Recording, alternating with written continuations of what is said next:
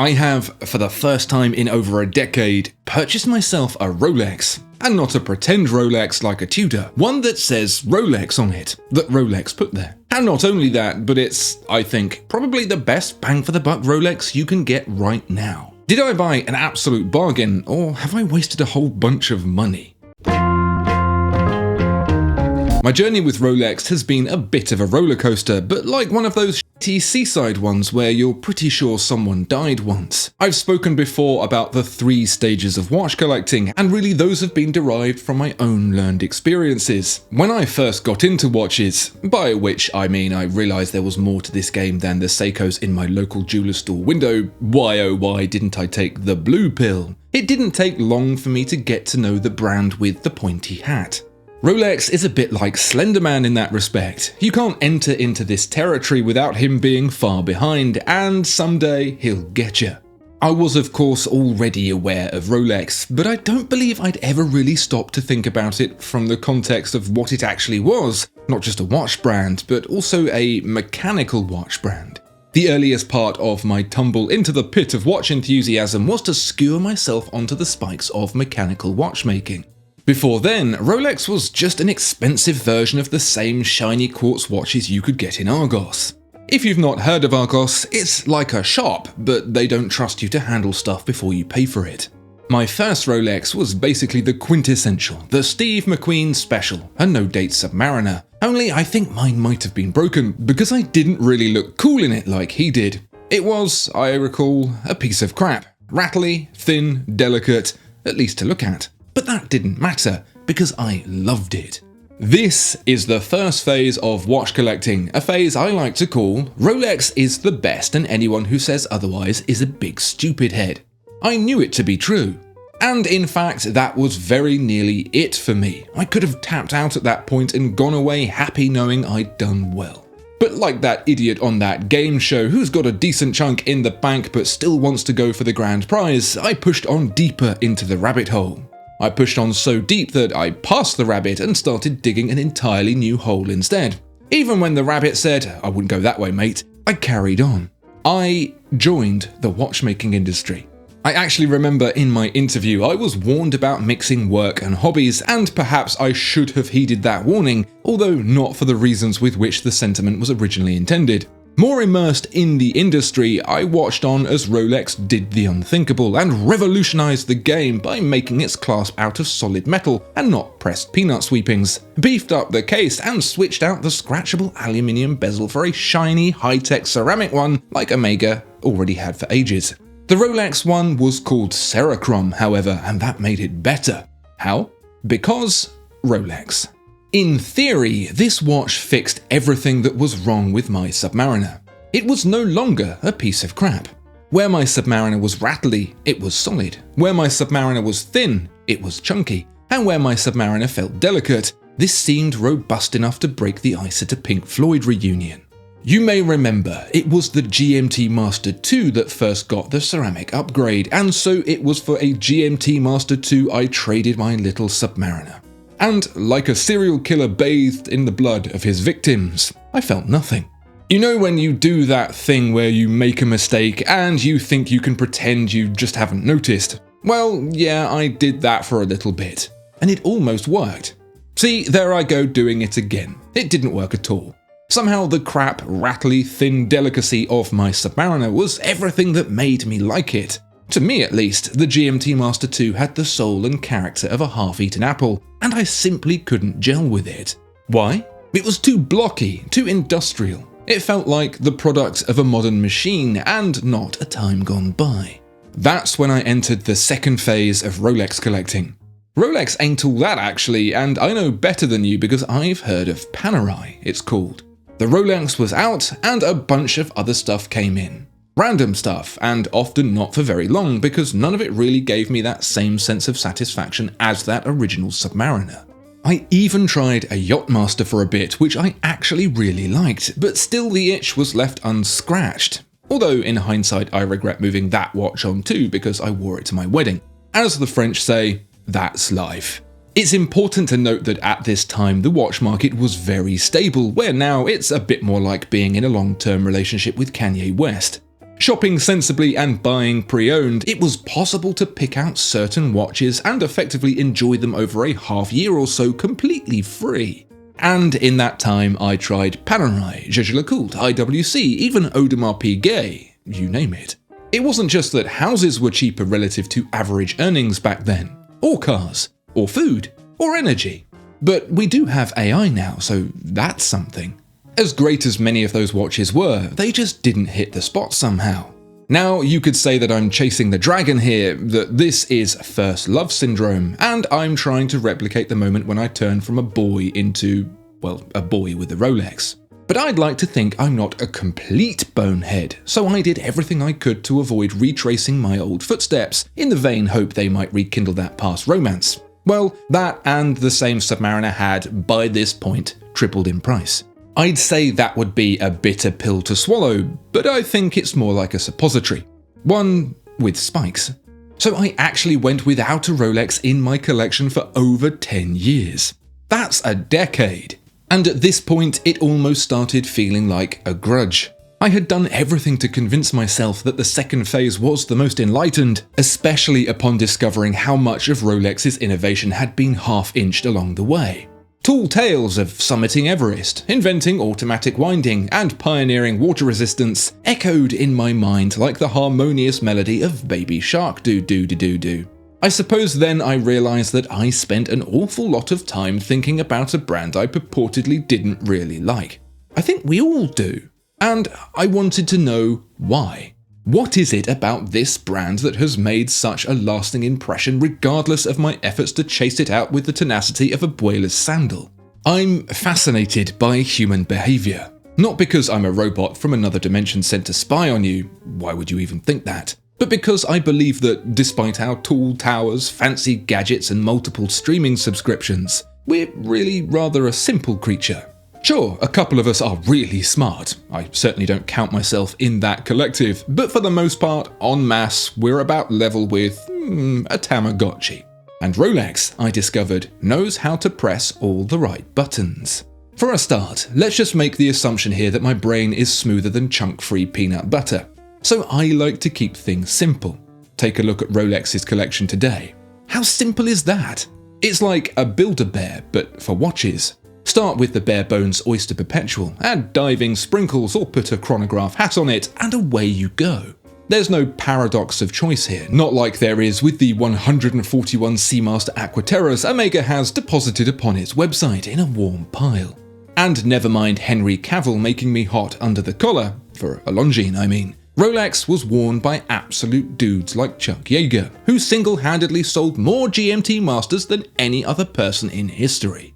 Even the Apollo astronauts were fangirling over him. When NASA tried to make them wear their Speedmasters, they would secretly slip on GMT Masters instead and write about it in their diaries and giggle.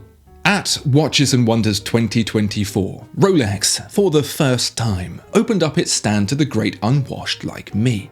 I had washed, that's just a figure of speech, I used a wet wipe and everything, and I thought access to the hallowed sanctum of Rolex's inner machine would make me even more cynical than ever. But inside, to celebrate the launch of its Colorblind Awareness Edition GMT Master in black and grey, they had a selection of GMT Masters as worn by historical legends. And in amongst that incredible selection was a GMT Master worn by William J. Knight.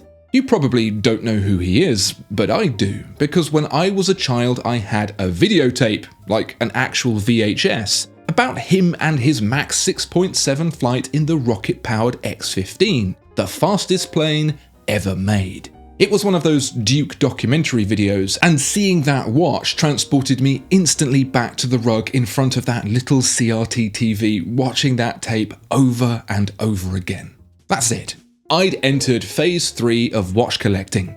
Phase 3 is called, actually, you know what? Rolex is really fucking awesome. And off I went to the Rolex AD to put my name down for stuff I won't actually get. Admitting that I liked Rolex was something of a relief.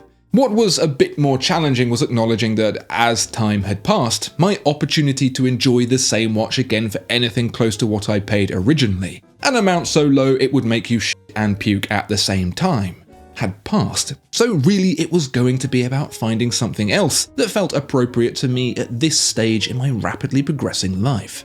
I appreciate this is more context than you probably expected, or perhaps, looking at the YouTube average retention, even endured, but I think it means more, at least to me, to explain that path I took to today than to simply say, "What's up, YouTube? I bought a Rolex." Because it really has taken me over a decade to meander through that thought process to come to the ultimate conclusion that I was right the first time and I should have committed. But never mind. I told you the old Bonce is quantum stabilized mirror smooth. There are two people I would like to credit/blame for this purchase.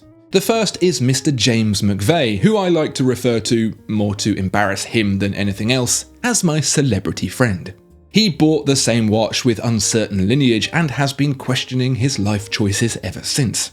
The other is Charlotte, my wife, who brought this particular example to my attention in the first place. Perhaps you know that I am most graciously supported in what I do by a pre-owned retailer here in the UK called Subdial. Now, I will warn you, because Subdial specifically seeks out the kinds of watches I really like, stuff that's a bit unusual, a bit different, a bit cool, and more often than not seems to have them at prices that make me keep my cupboard stocked with ramen just in case. And every week they release a new drop of cool watches that gets blasted out in an email, which Charlotte and I actually quite enjoy going through and picking out our favourites. It's like if your local drug dealer had an internet newsletter and you were married to a fellow junkie. So on this particular occasion, I hadn't got around to looking at the latest Subdial email, and so Charlotte had already begun the weekly barrage of messaging me watches that she liked the look of, and in there was this. A 36mm yellow gold Day-Date 1803 with a linen dial from the early 1970s.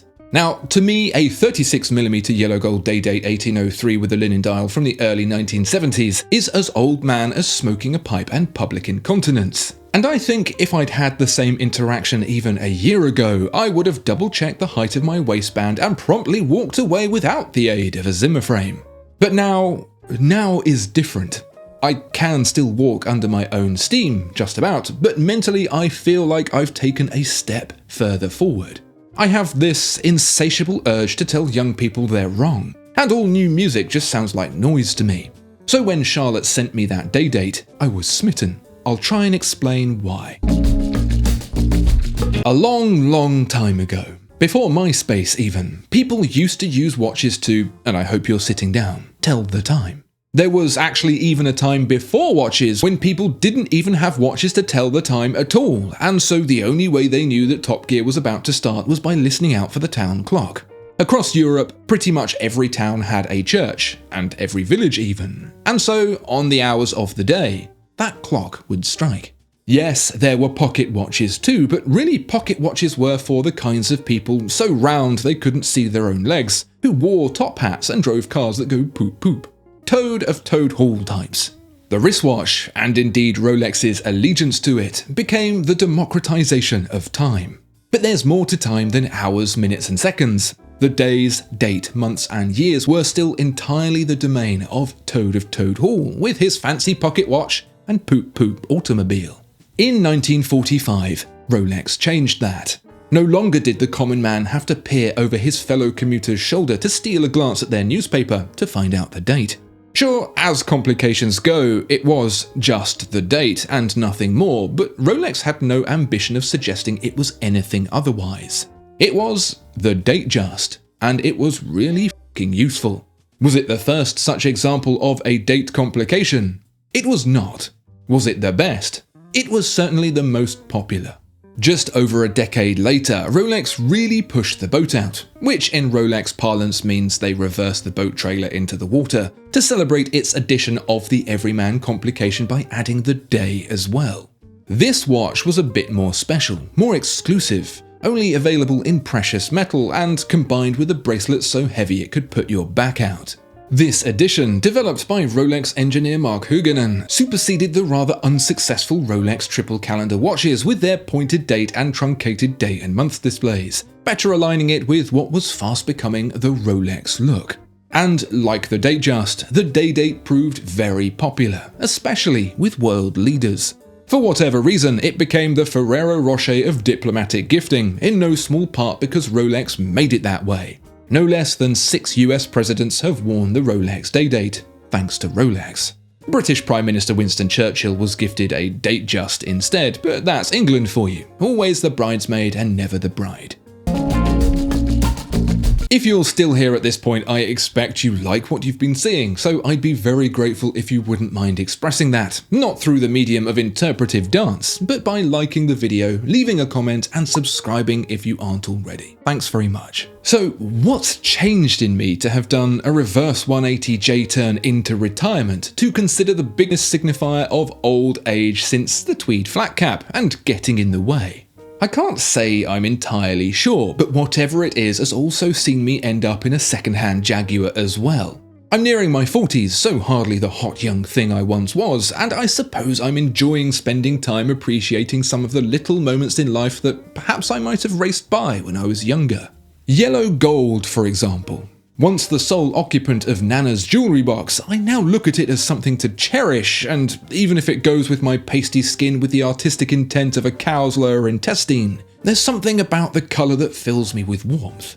When the UK sky is grey 50% of the time, with the remaining 50% being too dark to tell, that pop of colour goes a long, long way. Steel has its place for sure, but gold, like a left-handed boxer, hits a little different. I did also, as you are too, wonder if 36mm might be a bit too small, and I think once again, if you'd asked me last year, I would have said yes. But even as I wear this watch right now, typing the words this idiot is saying, wait a minute, I can't in my right mind see how I would think it's not big enough. Maybe the gold helps, maybe that colour lets it get away with being a little bit tiddly. I don't know, but I like it. One aspect that drew me in especially is the linen dial, a cross-hatched texture that evokes the lightweight summer cloth mere moments before it gets creased into oblivion. I'm not a linen wearer myself, my complexion is nowhere near exotic enough to get away with it, but on a dial it brings to life the space between the hands and markers in a way that feels incredibly organic, especially when raised up against the chapter ring in the appetite-evoking pie pan style. The mega nerds here may have also noticed that this is a so-called Sigma dial, featuring the little symbols left and right of the Swiss-made moniker that indicates that Rolex was a member of a trade association for makers of gold watches. But I'm afraid that, to me, is as interesting as watching loom age. I'm wearing the watch sans bracelet because A, I'm a cheapskate and didn't get one, and B, I think it looks absolutely dynamite on a strap. In fact, not a strap. Many straps. Some watches are strap monsters. The gold Day-Date is basically watch John Wayne Gacy. As you've probably seen through the video so far, it's not about finding a strap that looks good on it, more like the challenge of committing to just one of all the great options that work. Thankfully for me, and thanks to watch strap partner Deluxe, I really get to indulge. I am incredibly grateful to them and for quick release spring bars.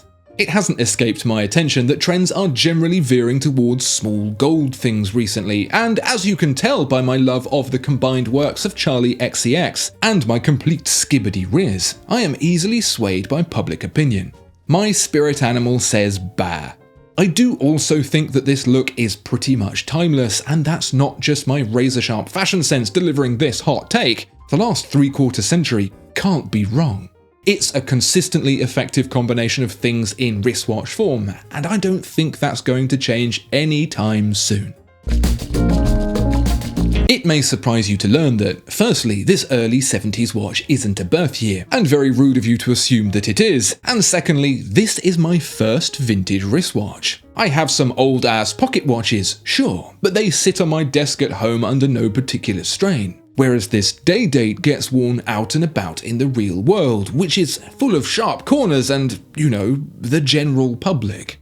I wouldn't say it's in new old stock condition, meaning factory fresh for anyone wondering. It's been worn, it's been polished at some point, and it's showing signs of aging on the dial and hands. But given that it's, to be specific, old as shit, the engineering behind it proves to be really rather remarkable. From a visual goodness perspective, I like some of the softening that's happened over time, but when it comes to the movement, this thing could have hopped right off the production line.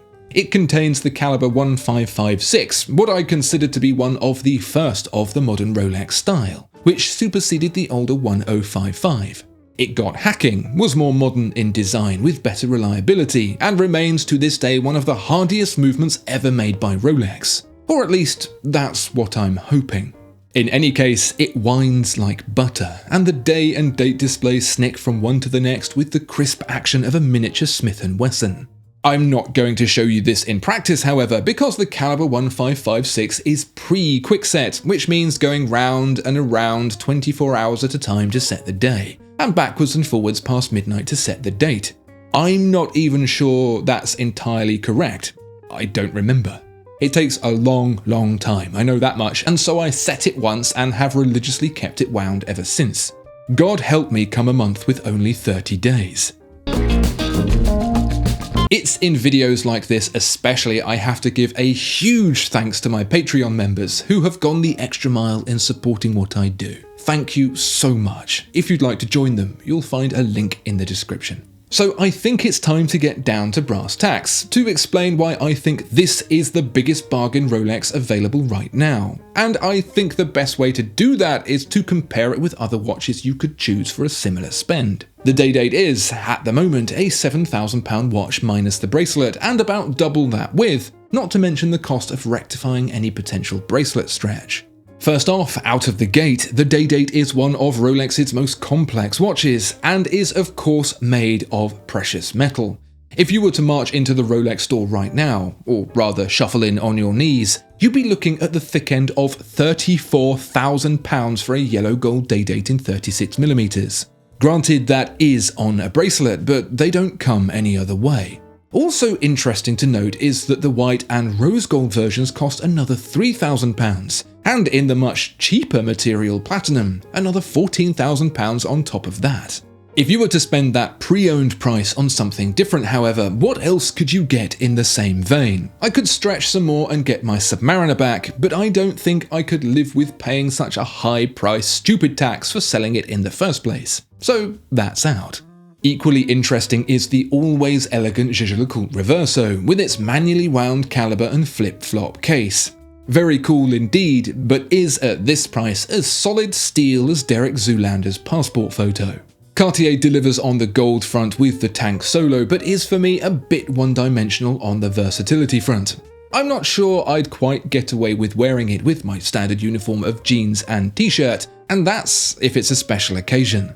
If I were sticking with Rolex for a similar size but a little bit sportier, an Explorer 1 in 36mm ticks a lot of boxes, but loses out on the complication, vintage appeal, and the casual elegance of the gold-on-gold case and dial combination.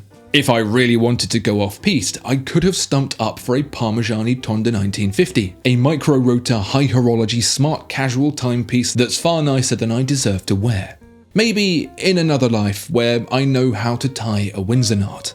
Really, the Day-Date offers such an incredible blend of peak Rolex style with vintage character, not to mention it's made of solid gold, that I just can't think of anything else within or without Rolex that can compete with it on price. It's such an epic landmark in the brand's legacy, championed by some of the biggest names in GCSE history, and continues to be as wearable as the day it first came straight out of Switzerland, and I simply cannot find another watch in the brand's long and storied collection that comes anywhere near close. What's kind of crazy is that in my research on this watch, I came across some forum discussions from around 15 years ago, where collectors were talking about the valuelessness of the pre-Quickset and pre-Sapphire Day-Dates, and how they were worth nothing more than the scrap value of gold. If I think they're a bargain now, that's nothing compared to what they once were.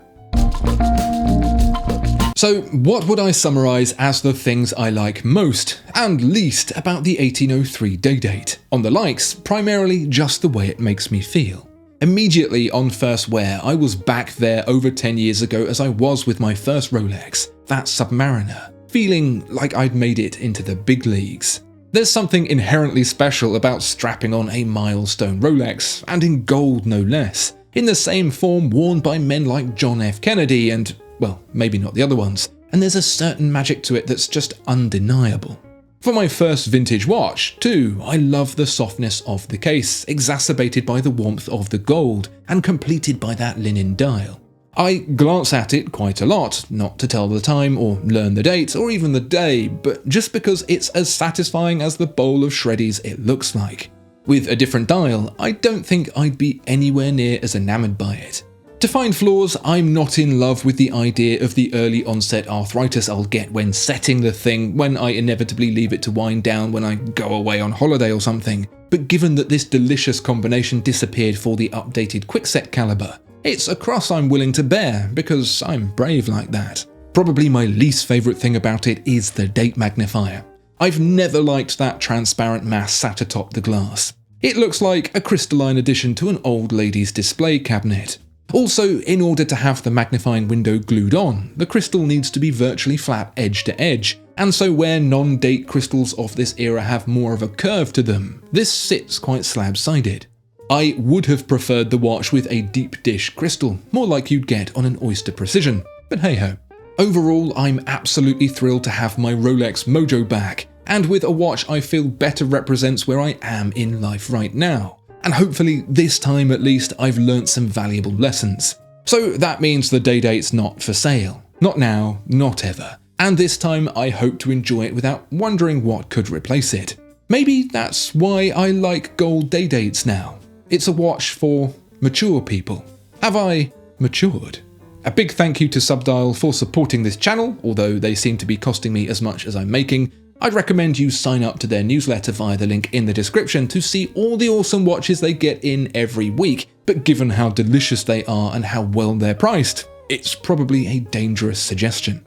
Alternatively, you can always make do with the watches you've got and spice them up with some new straps from Deluxe. As you've seen, there's a wide selection of styles and materials to choose from, all available via the link in the description. Otherwise, I hope you've learned something from my journey, that sometimes your gut feeling is the best decider of all, and that no amount of thought and logic can really help to make that decision any easier. And remember, this is supposed to be fun, so if you do make the same mistakes I did, don't beat yourself up along the way. The only thing I need to worry about now is Charlotte trying to steal it from me. See you next time.